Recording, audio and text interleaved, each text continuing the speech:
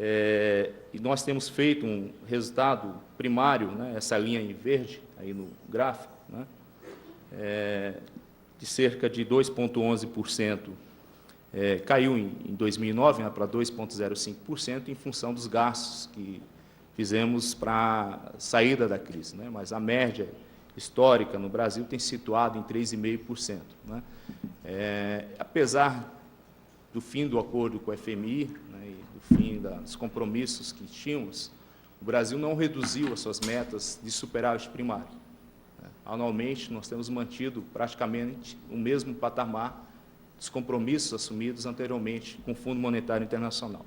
Em que pese essa transferência, essa economia no pagamento de juros da dívida, nosso resultado, né, do setor público tem sido deficitário, né, o resultado nominal de menos 3% do PIB, o último dado de março de 2010. Né. Bom, esse segundo gráfico, né, mostra que nossa dívida bruta, né, ou seja, considerando a União, estados e os municípios, né, ela vem num patamar de bastante expressivo, né, está em quase 2 trilhões de reais, né, ainda que a dívida líquida do setor público tenha se reduzido nos últimos anos, né, especialmente no governo Lula, né, está em torno de 1 trilhão e 300 bilhões de reais. Bom, esse gráfico eu acho bastante expressivo, porque ele mostra o tamanho da transferência que temos feito do orçamento público brasileiro sob forma de juros, né, da dívida pública. Ou seja, isso, de fato, tem comprometido, né, o nosso fundo público, nosso orçamento. Essa é uma despesa, me parece, intocável no debate público brasileiro, né, desde a Lei de Responsabilidade Fiscal de 1999, né, que começou a vigorar em 2000, esse é um assunto ausente no debate sobre as finanças públicas brasileiras. E eu acho que nós temos que restabelecer ele no devido lugar. Né? Se as 3 principais despesas do orçamento público são os investimentos, os gastos de custeio e as despesas financeiras, essa não pode ficar escondida. Parece que no Brasil, durante o dia, né, ela se transforma em um espírito que some das contas públicas, né, e reaparece à noite, né?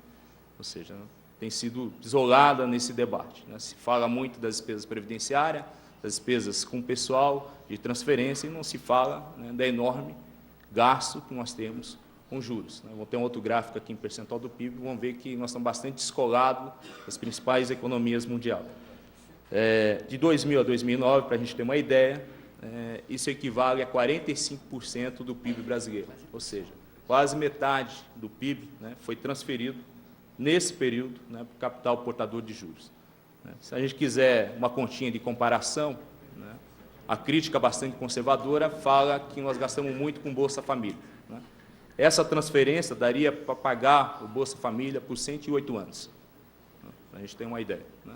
Por um século, né? Poderíamos pagar o que a gente transferiu aí em 10 anos, sob forma de juros, para o capital portador de juros. Né? Ou ainda, né, a gente poderia gastar, esse valor é o equivalente a 40 anos do gasto que o Brasil tem com a educação, né, anual. Né? Damos uma dimensão de valor, né, nessa transferência. O mais grave dessa situação, na minha opinião, enquanto um economista da área social, eu estou no Departamento de Serviço Social da UNB, na pós-graduação em Política Social, então sou quase um ex-economista, né, acho que sou mais um sociólogo, qualquer outra coisa, é a forma da transferência desse pagamento para o superávit primário. Como que ele é composto? Né? Você pode pensar, não, está se fazendo essa transferência porque está se tributando mais os ricos no país, está se tributando mais o patrimônio, né? Nós estamos retirando recursos da acumulação de capital. Nossos convidados talvez não conheçam, nós temos um mecanismo específico criado aqui no Brasil para proteger o orçamento da Seguridade Social. A Constituição de 1988 criou contribuições, né, tributos específicos que seriam exclusivos para financiar a política de assistência social, de previdência e de saúde. Né?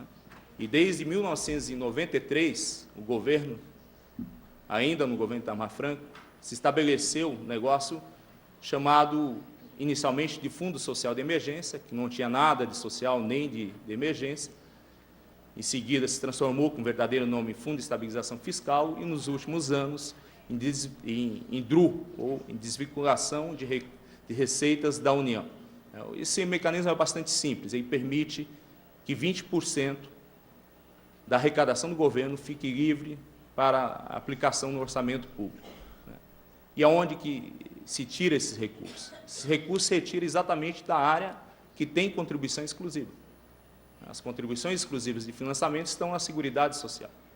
Então, se retira 20% de tributos que são exclusivos da Seguridade Social. Isso é uma emenda constitucional, está vigorando até 2011. Nenhum governo que passou, nem Fernando Henrique, nem o governo Lula, abriu mão desse mecanismo. Recentemente, teve um grande avanço importante, está aqui o senador Suplicy, um debate no Senado Federal, que se retirou essa conta da educação, porque se reduzia a aplicação de recursos na educação por conta da DRU. Mas, entretanto, ela permanece para a área da Seguridade Social. Isso afeta, sobretudo, o financiamento de saúde, de assistência social e de previdência no país. Bom, para resumir, de 2000 a 2007, em valores deflacionados, se retirou 278 bilhões de reais da Seguridade Social por meio desse mecanismo. Isso dá equivalente a 62% do superávit primário do governo central. Ou seja, a economia feita com base nos recursos da DRU. Em 2009, 38 bilhões de reais, ou seja, ano após ano, é cerca de 40 bilhões de reais, 38 a 40 bilhões de reais que são desviados dessa área. Se arrecada tributos, contribuições em nome da saúde, da assistência social, e acaba se transferindo um pagamento de juros. Bom, outro aspecto importante é que parte da nossa dívida e dos nossos juros está indexado à taxa básica de juros, ou a Selic. Nossa dívida, atrelada à Selic, é cerca de 36%.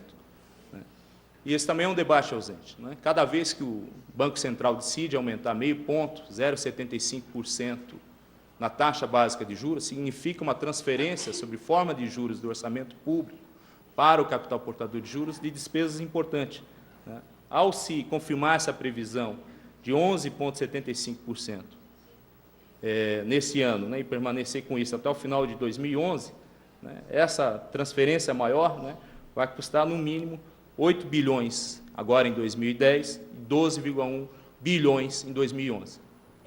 Todo o debate dos fiscalistas de plantão sobre o reajuste nas aposentadorias recente, para acima de um salário mínimo, essa diferença que foi dada custou menos de 2 bilhões de reais.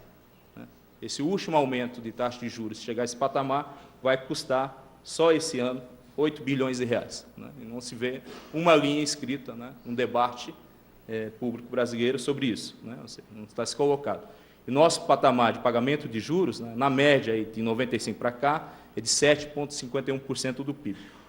Óbvio, como está mostrando no gráfico, de 2006 para cá, a gente vem uma queda nesses gastos com pagamento de juros. Aí está incluído estados, municípios e a União. Agora, a média dos países da OCDE é de 1,7%.